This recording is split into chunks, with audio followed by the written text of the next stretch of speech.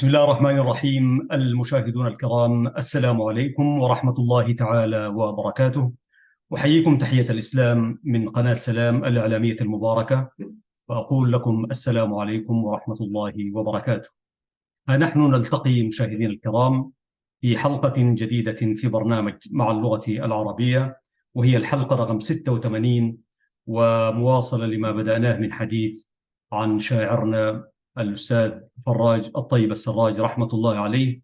اليوم سأقرأ على طول ما تبقى من رؤية عربية على ضفاف الرافدين. فأهلا ومرحبا بكم إلى هذه الحلقة. قال فراج الطيب السراج في المربد عام 1987، وهو يقدم رائيته أو يقدم رائيته، قال: وبينما أنا في رؤياي تهصرني أرواحها الهوج مأخوذا فأنصهر، سمعت صائحة البشرى مثوبة تقول: أبشر، أتاك النصر والظفر. هذا هو المنقذ المأمول تنبته أرض العروبة للإسلام ينتصر. قد جاء من كنف الرحمن مبتعثا لأمة قد براها الضر والضرر، لأمة قد براها الضر والضرر. هتفت في الحلم: أهلا أنت منيتنا، كم قد دعوناك والأهواء تشتجر. أنت الرؤى، أنت الرؤى الخضر نحبوها مآقينا مهرا، ويرخص من جرائها العمر. في بردتيك لمحنا طيف معتصم غضبان تتبعه الرايات والقتر. يجيب صوتا زبطريا هراق له كأس المنى، فعمود الشرك منقعر. يعيد للعرب للإسلام عزته، سيفا تخر له التيجان والقصر. وقد تحدت نذير الشهب همته، فلا الأهاويل تثنيها ولا النذر. كم قد رجوناك كي تحدو قوافلنا إلى الخلاص، فهذا الشعب منتظر. يرنو إليك بظهر الغيب مرتقبا ضياء صبحك، من علياء تنحدر. ها أنت ذا جئت تحيي أمة عصفت بها المطامع والأضغان والعصر. أودى بنوها بماضيها وحاضرها، فما لها في غد عين ولا خبر. أما استكانوا لغازيها، أما نبذوا أصول ميراثها الباقي، أما كفروا، أما تمسح بالأعجام بعضهم يبغي العلا في حضيض تربه قذر. أما سمعنا هنا بالأمس وحرب صوتا أنيثا غثيثا كله خور، صوتا تبرج قدام الملا سدرا، فلا احتشام ولا دين ولا خفر. غيان يسخر من خبز السماء ومن عدل السماء، ومنه القوم قد سخروا.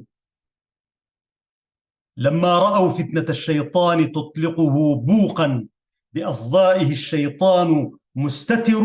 وللشياطين أبواق كما لبني حواء، تعلوها خبلا فتنفجر. يحكي عن السل أبواق كما لبني حواء، يحكي عن السل يفري العظم يا عجبا، أمثاله سبب السل الذي ذكروا. يحكي عن السل يفري العظم يا عجبا، أمثاله سبب السل الذي ذكروا. ويسأل الخبز للجوعى وفي يده خزائن منه حارت دونها الفكر. وكيف يشعر غر ناعم ترف بمحنة في لظاها الغبش تنصهر، أم كيف يشعر من يمشي النعيم به فوق السحاب فيرأى الناس قد صغروا. والغبش تمشي على الرمضاء دامية الأقدام تلسعها الأشواك، والحرر دثاره من رقيق الخز لحمته، والشعب عريانا تشوي جلده القرر. ويح الشعوب أيبكيها الأولى نهبوا أقواتها فنموا بالنهب وازدهروا.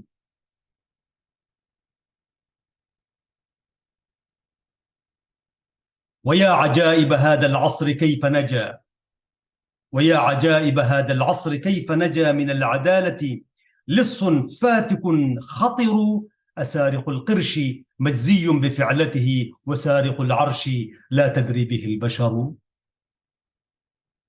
يهجن الوزن والإعراب حين سمت ذراهما وثناه العجز والقصر، هل ينحني الطود إن أعيت قوى قزم، وهل يعاني المعالي المضخم البطر، ولج يهزأ بالفصحى وبالأدب الجزل الأصيل فما يلويه مزدجر.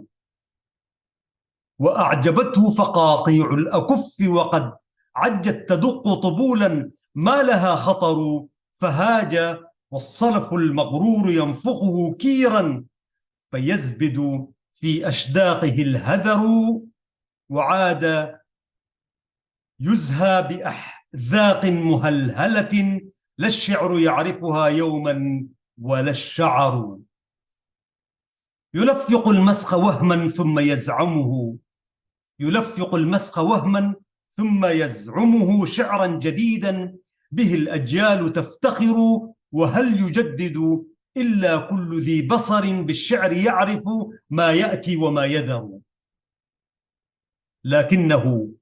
لكنه مرض التقليد تنشره قرودنا بين أغرار فينتشر، ما الشعر قول بلا وزن وقافية وحر لفظ توارى عنده الدرر، وهل تقوم بلا نحو لنا لغة لكنما النحو يصلى جمره الذكر. وهل تقوم بلا نحو لنا لغة أو لغة لكنما النحو يصلى جمره الذكر، وحسبه مفخرا أن هاب مشرعه تلك الإناث وتلك الجوف والحمر. والناعقون الأولى بالأمس قد نسخت بصائر العرب فيهم وامحى البصر، فأقبلوا بوجوه ليس تعرفها قحطان يوما ولا ترنو لها مضر.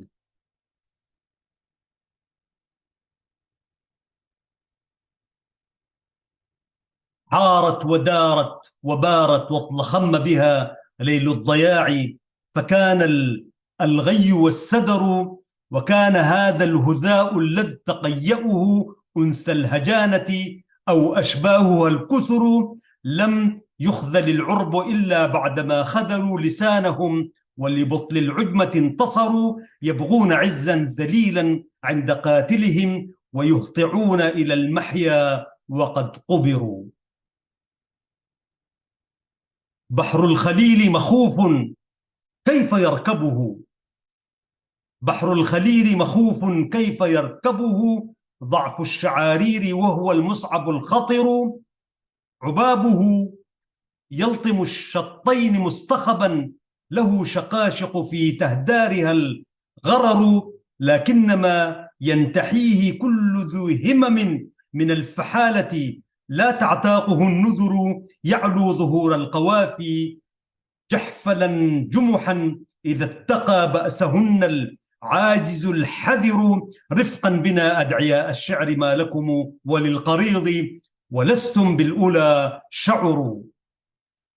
إني لأعجب من غاد لمعركة ولا حسام ولا رمح ولا وتر، أبي الركاكات ينقاد البيان لكم رفقا بأمتكم يا أيها النفر. أبي الركاكات ينقاد البيان لكم رفقا بأمتكم يا أيها النفر، وإن أبيتم فسوقوا فضل هذركم بألسن العجم يحسن عندها الهذر. الشعر في العرب لا في العجم منبته فكيف يزعمه الرطان والحصر. الشعر في العرب لا في العجم منبته فكيف يزعمه الرطان والحصر. أزمزمات وتهويم وجمجمة وهمهمات وتدويم ومضطمر. هذا هو الشعر، شعر العجم لقنه من الأحامر أبناء لنا حمر، من الأولى خلعوا عنهم جلودهم وألبسوا ما تريد الأعين الخضر. معارك: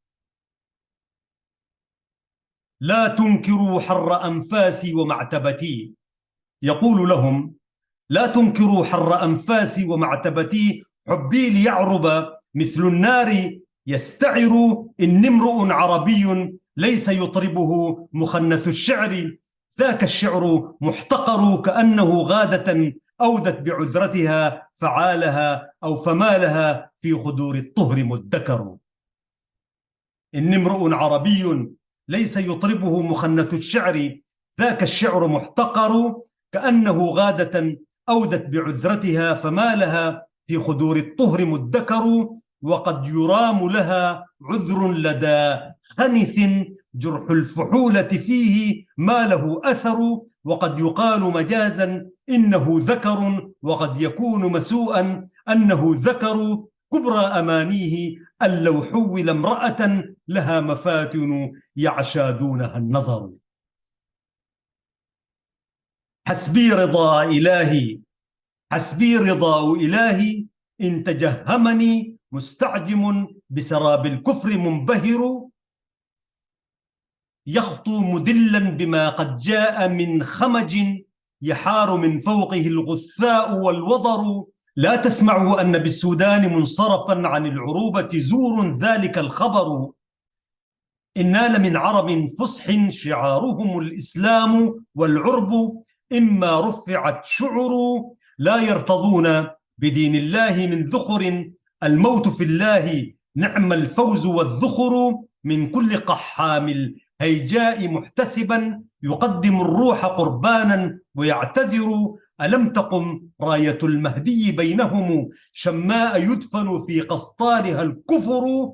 تزاءر الأسد حوليها نداؤهم شأن الإله، وقد أفنوا بما نذروا. شيكان تشهد يوم الروع أنهم صدق اللقاء، فلا خوف ولا حذر.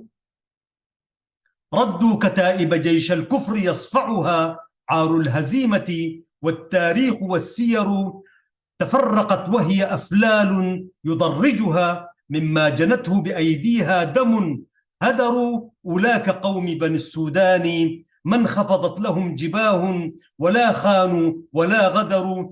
هبوا إلى نصرة الإسلام فاتحدوا، وجاهدوا في سبيل الله فانتصروا.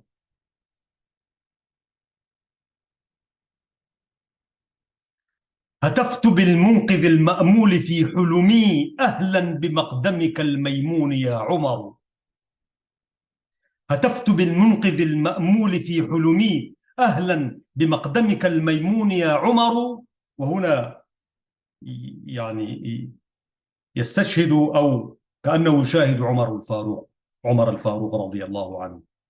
هتفت بالحلم المأمول في حلمي أهلا بمقدمك الميمون يا عمر. طلعت سيفا على الباغين منصلتا، شعاعه الحق والتصميم والقدر. سيفا من الله نصر الله جرده، فليس يغمده جن ولا بشر.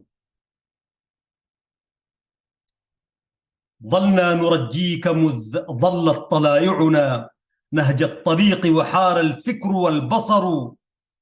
لا نستبين الصوى في مهمه غرغت في تيهه الضفتان البدو والحضر. وجئت في محفل من عزمك التمعت فيه الصوارم والخطية السمر. تحف خطوك هالات مشعشعة من اليقين كواها الآي والسور. تحطمت في رواسي طوده حطم من الرزايا، وداعي الحق منتصر. والحق للعزم والأرواح إن قويت سادت، وإن ضعفت حلت بها الغير. ففي العربية ريح ليس يقربه بنو الثعالب، عفوا ففي العرينة ريح ليس يقربه بنو الثعالب. غاب الأسد أم حضروا، وفي الزرازير جبن وهي طائرة، وفي البزاة شموخ وهي تحتضر. أتيت والمسجد الأقصى تدنسه كلاب صهيون والأعراب ما شعروا. أتيت والمسجد الأقصى تنجسه كلاب صهيون والأعراب تنتظر، وتلك قبلتنا الأولى تدنسها نعال صهيون والأعراب تصطبر. أفلاد أكبادنا صرعى يمزقها رصاص صهيون والأعراب تنتظر. أصوات أعراضنا تعلو مولولة في كف صهيون والأعراب تنجحر. ويحصد الموت في بيروت ضارية نيرانه الهوج لا تبقي ولا تذر. والعرب تهلو فموسيقى مرقصة ومأثم ورؤوس لفها السكر. وفي البلاجات أجساد معرضة للبيع يبذل فيها العرض والبدر. وفي المواخير أشياء محيرة من الدعارات لم تسمع بها البشر فتستباح لحوم هن حرمتنا. ديست بأقدامنا واتيحت العذر وما غضبنا ولا ثارت حميتنا نارا تفجر من أنفاسها الشرر. فكيف ندفع بعد العرض عن وطن؟ فكيف ندفع بعد العرض عن وطن وكلنا لحمي الأنف مفتقر؟ فكيف ندفع بعد العرض عن وطن وكلنا لحمي الأنف مفتقر؟ باسم التحضر واذ الله نخوتنا ماتت ونحن الأبات البسل الغير. قدما بنينا صروح الطهر باذخة واليوم يهدمها التحديث والعهر. وكم مشينا على هام الملوك ضحى واليوم تمشي على هاماتنا الغجر.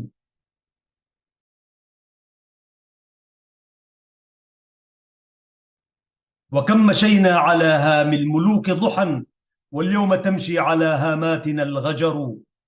والمسلمون يدير القتل بينهم كأسا تداولها الآصال والبكر تفني قواهم والعدو هنا في مأمن يزدهيه الهزء والسخر. ألم يشاهد بني الإسلام تقتلهم سيوفهم فتهاوى أنفس طهر. تلقى الردى كل يوم فتية غرر في ترب بغداد أو طهران تحتضر.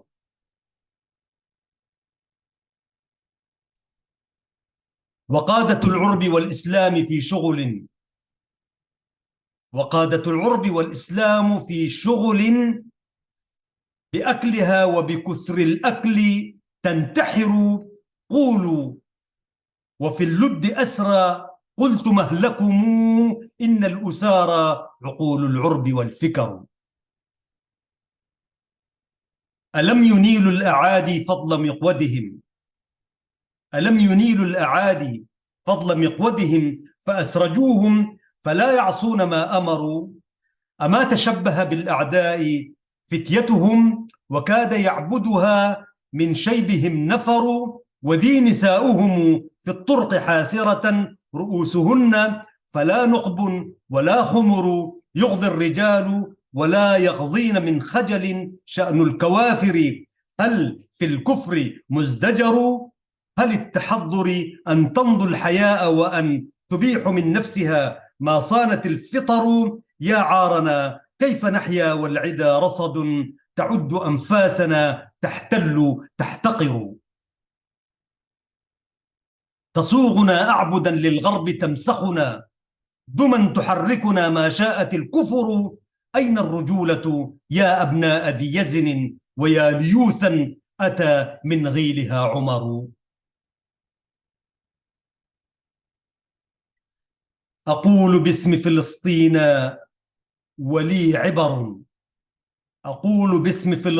ولي عبر في الأولين إذا ما عزت العبر. لو كنت من يعرب لم تستبح حرمي بنو الأعاجم لا هود ولا تتر. إذن لقام بنصري معشر خشن عند الحفيظة ما في عودهم خور. لا يسألون أخاهم حين يندبهم في النائبات وفي الأهوال ما الخبر صيغوا من البأس فالجنان ترهبهم والويل والليل والإنسان والحجر هم الأعارب لا عرب محنطة ماتوا قديما وذي الأشباح والصور.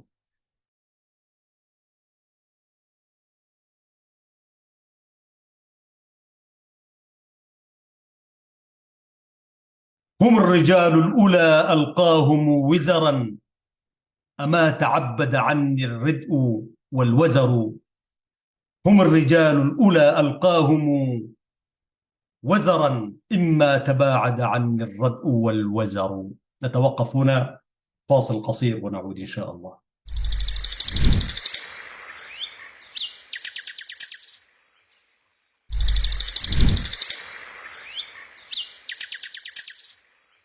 المشاهدون الكرام، تحية طيبة مباركة، السلام عليكم، وعدنا إليكم لنكمل ما بدأناه من حديث ورائية فراج الطيب السراج رحمة الله عليه. قال: أقول باسم فلسطين ولي عبر في الأولين إذا ما عزت العبر. لو كنت من يعرب لم تستبح حرمي بنو الأعاجم لا هود ولا تتر. إذا لقام بنصري معشر خشن عند الحفيظة ما في عودهم خور. لا يسألون أخاهم حين يندبهم في النائبات وفي الأهوال ما الخبر صيغوا من البأس فالجنان ترهبهم والويل والليل والإنسان والحجر هم الأعارب لا عرب محنطة ماتوا قديما وذي الأشباح والصور. هم الرجال الأولى ألقاهم وزرا إما تباعد عني الردء والوزر. ظلنا نرجيك، يعود إلى عمر، ظلنا نرجيك والفصحى يكدرها شراذم ما لهم في صفوها وطر. ظلنا نرجيك والفصحى يكدرها شراذم ما لهم في صفوها وطر. عدوا عليها وجاسوا حول مخدرها أراقما سمها كالموت محتذر. وحاربتها عداة الحق إذ علموا أن اللسان حسام الأمة الذكر وأنه القنة القصواء يقصر عن إدراكها حلم الأقزام والنظر. مصامها لعقاب الجو معتصم وهامها لجناح النسر منكسر. فكيف يعشو بغاة الطير موردها لا يقرب الورد حتى يعرف الصدر. جنوا على أدب الفصحى بما نشروا، جنوا على أدب الفصحى بما نشروا من المهازل فانقادت لهم زمر. ضلوا فضلت فلا شعر له نفذ إلى القلوب ولا نثر له خطر. وراقهم خنث الإفرنج فاطرحوا فحل البيان فكان العي والحصر. وجاء شعر كما الخنثى يحار له فهم اللبيب فلا أنثى ولا ذكر. وجاء شعر كما الخنثى يحار له فهم اللبيب فلا أنثى ولا ذكر. ماذا أقول وفي بردي نفس شج تلاصفت دونها الأحلام والذكر. فالمجد في جفنها الجاري له صور والود في جوفها الواري له صور. زهت وجوه رياضي حين ضاحكها من الرؤى الخضر سحاح له عذر. وذر في الشرق وجه الشمس تقدمه مواكب من مراها النور تنهمر. لمحت برق مضاء باتكا خذما يشفى برقيتيه الإلحاد والذعر. وشمت في الأفق نار الذكر ساطعة في كل صقع ذؤابات لها حمر. تصاعد الآي من أرجاء ساحتها منائرا للهدى يعشو لها البشر. ماذا أقول وفي الأضلاع ذو طرب يا طالما شفه التخفاق والسهر، قد كان قبل انبلاج الصبح مبتئسا، يهيضه المقعدان اليأس والضجر، فأفرخ الروع واشتدت قوى أمل، قد كاد من شدة التهمام ينبتر، وأسرج الليل مهر الليل مرتحلا، وما بقاء الدجى والصبح منتشر، فخالد وخيول الفتح مائرة مور السيول، عليها فتية صبر، دانت عروش لهم كانت ممنعة، فما طغوا قط في الدنيا ولا بطروا، وقد تراءى صلاح الدين يعبر في حطين، هام العدا والخطب معتكر، حتى توارى ظلام الشرك منكسرا، والشرك إن صدق الإيمان منكسر. طيوف وحدتنا الكبرى تهازجني، طيوف وحدتنا الكبرى تهازجني، منى جوامح تحيا ثم تنتثر، تجمع وافتراق عمر قادتنا خلف التوحد، حتى ينفد العمر، تهفو لمؤتمر من بعد مؤتمر، قلوبنا وبريق الوحدة الوطر، ولا نرى غير أقوال منمقة وأمنيات على الأوراق تستطر. يوحد العرب صدق العزم ينفذه، فعل الرجال الأولى إن صمموا بتروا. يوحد العرب صدق العزم ينفذه، فعل الرجال الأولى إن صمموا بتروا. يوحد العرب نهج الله مبتعثا، ما وحد العرب مد الدهر مؤتمر. هتفت بالمنقذ المأمول في حلمي، أهلا بمقدمك الميمون يا عمر. هتفت بالمنقذ المأمول في حلمي، أهلا بمقدمك الميمون يا عمر. أجئت تحيي تليد المجد فأتلفت بك القلوب، فمر فالشعب مؤتمر. أجئت تحيي قلوبا، أجئت تحيي تليد المجد فأتلفت بك القلوب، فمر فالشعب مؤتمر. ادعوا الفداء فجند الحق مسرجة، خير الجهاد عليها الأسد والنمر، يأتوك في سحب من قسطل نسجت، حيتها صافنات زانها الضمر، تعدو إلى الروع ضبحا فهي ظامئة للموت، إن كذب الهيابة الحذر، ومن تكن برسول الله نصرته، إن يلقه الضر لا يلحق به الضرر. أفقت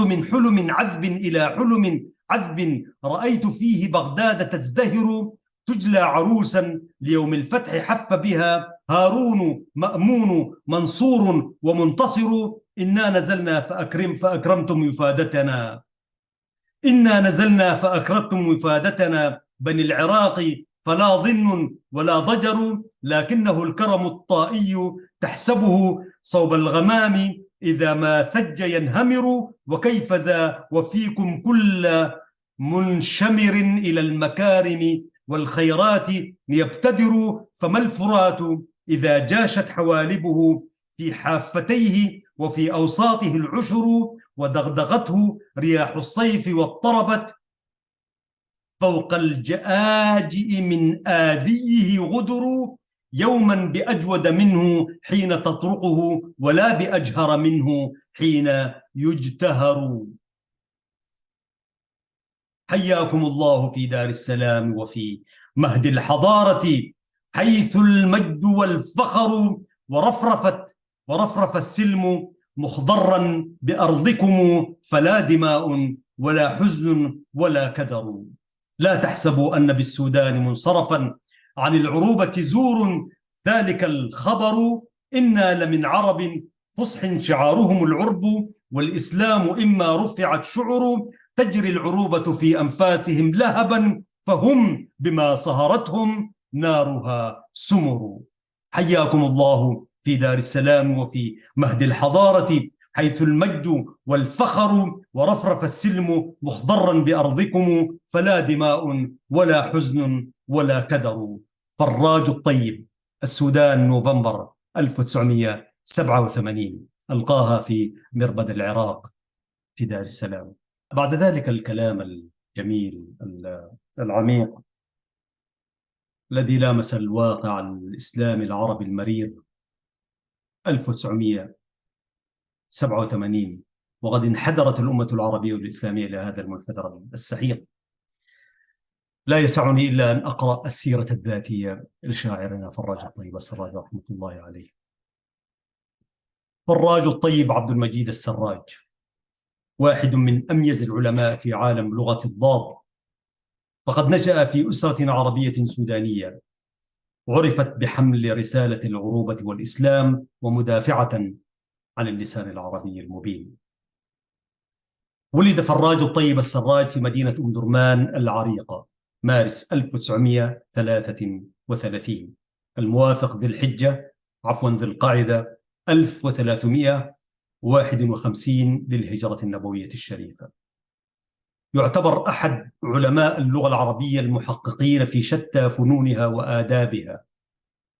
أديب، شاعر، كاتب، ناقد أدبي وإعلامي من المعدن الأصيل. حتى هذا اليوم يقدم برنامجه لسان العرب من إذاعة أم درمان، وقد توقف الإذاعة مؤخرا للأحداث التي نسمعها، لكن هذا يعتبر أعرق برنامج قديم يذاع حتى اليوم. لسان العرب قرابة 60 عاما يذاع هذا البرنامج. أحد مؤسسي اتحاد الأدباء السودانيين. طبعا اتحاد الأدباء السودانيين كان يلتزم بالمنهج العروبي الإسلامي، ليس كاتحاد الكتاب الذي كان يعني يديرونه أولئك العلمانيون الغربيون الذين متأثرين بالحضارة الغربية. كان عكسهم تماما. أحد مؤسسي بيت الثقافة، رئيس مجلس إدارة ديون المصنفات الأدبية والفنية، رئيس لجنة الشعر بالمجلس القومي للآداب والفنون، وكان الأمين العام للمجلس القومي للآداب والفنون، عضو مجلس إدارة جامعة القرآن الكريم، عضو مجلس أمناء كلية النصر الجامعية التقنية، عضو المؤتمر الشعبي العربي الإسلامي، صاحب ندوة الأصالة التي كانت تقام كل جمعة بمنزله منذ العام 1965 وحتى وفاته، وقد تحدثت عن ذلك. مقدم برامج إذاعية عديدة، منها على سبيل المثال للحصر من تراث العرب، من القصص العربي، رسالة النور، رسالة الغفران، برنامج تمثيلي، في محراب الشعر، المعاني الإنسانية في الشعر العربي، كلام في اللغة، في لغة الشعر ونقده، من القصص العربي، لغة العرب، نظرات في شعرنا الشعبي، يقولون بتصحيح الأخطاء اللغوية الشائعة، دراسات في الشعر الشعبي السوداني مع أدباء الشباب، تقويم لأعمال الشباب الأدبية، نور القرآن في التفسير يقدم من إذاعة وادي النيل بالقاهرة حتى اليوم، برنامج في محراب القرآن، مواقف خالدة، وبرنامج لسان العرب اللغوي الأدبي اليومي يأتي كان 9 إلا ربع ويستمر 10 دقائق 13 دقيقة كل مساء. مثل السودان شاعرنا المرحوم فراج الطيب السراج العالم الجهبذ العلامة، مثل السودان في عدد من المهرجانات الأدبية في عدد من البلدان العربية والإسلامية، قدم الكثير من المحاضرات في اللغة والأدب في مختلف المجالات الجامعات السودانية والعربية. كرمته جامعة طنطا بمصر، كان يكن احترام وتقدير حب لمصر. إن شاء الله في يوم من الأيام نجي نقرأ ماذا كتب عن مصر. كرمته جامعة طنطا بمصر لمساهمته في إثراء النشاط الثقافي والأدبي بمحاضراته للطلاب السودانيين بجامعات مصر. نال وشاح العلم من اتحاد الطلاب السودانيين بجامعات مصر. منحه الرئيس التونسي الحبيب بورقيبة المرحوم أكبر جائزة في المسابقة الشعرية التي نظمتها تونس للشعراء العرب بمناسبة الاحتفال بالعيد القومي لجمهورية تونس، وكان الوحيد الذي مثل شعراء السودان، واعتبرت قصيدته الفائزة بالجائزة الأولى من بين جميع قصائد الشعراء العرب، يعني فاز على كل الشعراء العرب. قدم الكثير من المحاضرات خارج السودان، منها محاضرات في كلية الشريعة بالجمهورية اليمنية، كان يكن احترام وحب لليمن، وبالنادي السوداني باليمن، ومحاضرات بالمركز الإسلامي بزيورخ في سويسرا، وبالمركز الإسلامي في جنيف، ومحاضرات بالقنصلية السودانية بالمملكة العربية السعودية بدعوة من الجالية السودانية بجدة. كرمه الرئيس اليمني علي عبد الله صالح رحمة الله عليه، والشيخ عبد الله بن حسين الأحمر شيخ مشايخ اليمن ورئيس البرلمان اليمني سابقا طبعا، لقصائده التي ساهم بها في دعم الوحدة اليمنية، وسجل في كل محافظات اليمن بتوجيه من الرئيس اليمني، أي سجلت تلك القصائد في كل المحافظات. مثل السودان في مهرجانات المربد ببغداد. من مؤلفاته رحمة الله عليه المطبوعة الملحمة الشعرية المربدية دار السلام تحية وقضية، ألقيت بمهرجان المربد عام 86 و900 وألف. الملحمة الشعرية المربدية رؤيا عربية على ضفاف الرافدين، ألقيت بمهرجان المربد في بغداد 87 900 وألف، والتي تشرفنا بقراءتها. تراتيل في مقام الصدق قصيدة وهي من أقوى القصائد. ترانيم في محراب النيل قصيدة. المرجع كتاب لطلاب الشهادة في اللغة العربية.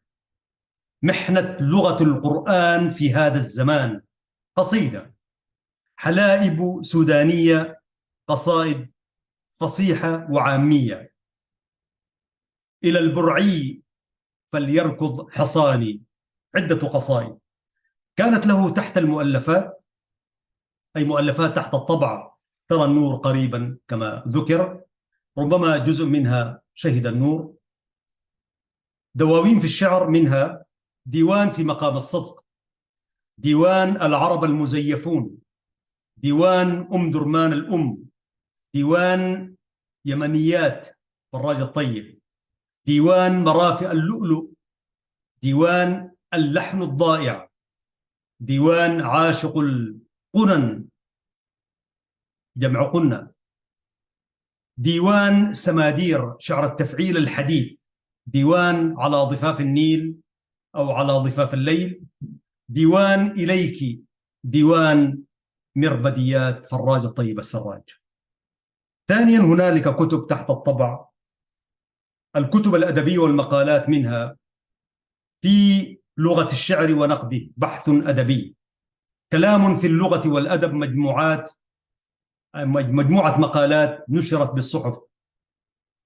الطبيعة في الشعر السوداني، العربية والإبداع الأدبي في السودان، الثقافة والآداب والفنون وأثرها الاجتماعي والسياسي، الإعجاز البياني في سورة الفاتحة، يقولون تصحيح الأخطاء اللغوية الشائعة، الوحدة الإسلامية ووحدة اللغة.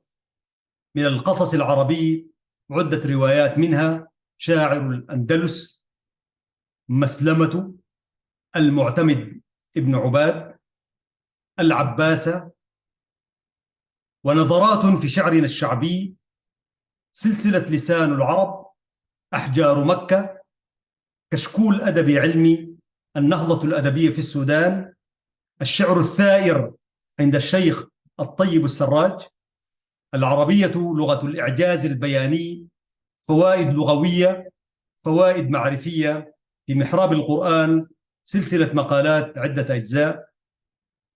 زبارج وبهارج ومعارج، قواعد اللغة العربية.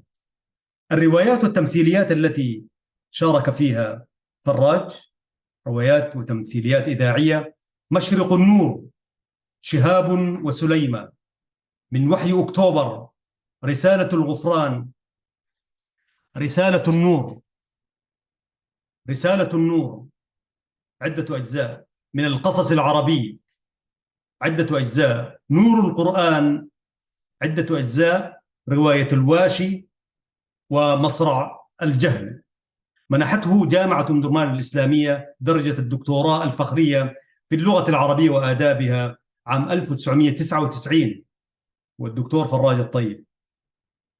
إن فقد فراج لم يكن فقد فرد ولا فقد أسرة، بل فقد وطن وشعب وأمة. إذ أعطى بلا من ولا أذى، تخرجت على يده أجيال من طلاب العلم والمعرفة، معلما شاعرا فحلا ملأ الدنيا أداء ونشيدا، بطريقته المميزة وبلغته العربية الرصينة وبأسلوبه السهل الممتنع، بلاغة وفصاحة وبيانة، خطيبا ناثرا وشاعرا منشدا. انتقل إلى جوار ربه يوم الاثنين 5 أكتوبر 1998. إنا رأيناك يا فراج تسبقنا نحو المعالي وفي الجنات مقبول. إنا رأيناك يا فراج تسبقنا نحو المعالي وفي الجنات مقبول. هذا ما قرأته هو لأحد الشعراء المعجبين بفراج، وقد يكون الدكتور حديد السراج أو غيره. نحن في قناة سلام الإعلامية المباركة مشاهدينا الكرام شرفنا بأن نتحدث عن فراج الطيب السراج، ذلك العالم الإسلامي العربي اللغوي الكبير، رحم الله فراج. وقد دلفنا إلى فراج لنؤكد أن الحرب التي يشهدها السودان اليوم إنما تستهدف عروبته وإسلامه ولغته، ويمكرون ويمكر الله والله خير الماكرين. سيبقى السودان قبلة العروبة والإسلام.